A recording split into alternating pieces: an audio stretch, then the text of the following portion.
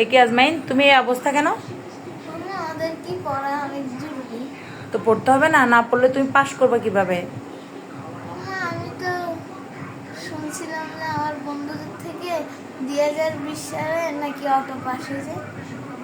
তো 2020 সালে নেন, সেটা অটো পাস ছিল, তখন করোনা ছিল, যে এই জন্য মানে ছাত্রছাত্রী পরীক্ষা দিতে পারে নাই, তাদেরকে কিছু মানে যারা শিক্ষামন্ত্রী ছিল তাদের থেকে আদেশ আদেশ আসছে যে মানে এমনি এমনি পাস দিয়ে দেবে। এখন তো করোনা নেই বাবা, এখন তো তোমাকে পড়তে হবে।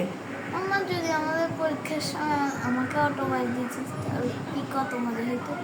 কি বলো তুমি? তোমাকে অটো পাস দিয়ে দিত?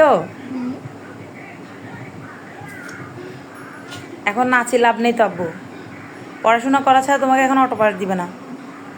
আমাকে যদি অটো পাস দিতে কত ভালো হতো। যাক, এখন যখন পড়তে হবে তখন পড়ি, আর তো লাভ নেই অটো পাস দিই। অটো পাস দিবে না, এখন তোমার সেই আশা বাদ দিয়ে দিতে হবে। তোমাকে কে বলছে অটো পাস দেয় আজমাই? আমার বন্ধু, তোমার বন্ধু? আমার স্কুলের বন্ধুরা বলছে যে 2020 সালে অটো পাস দিয়ে দিত। এখন আমি বলছি অটো পাস কি করে যে এটা তো তাড়াতাড়ি পাস দিয়ে দেয়, তুমি না দিলে।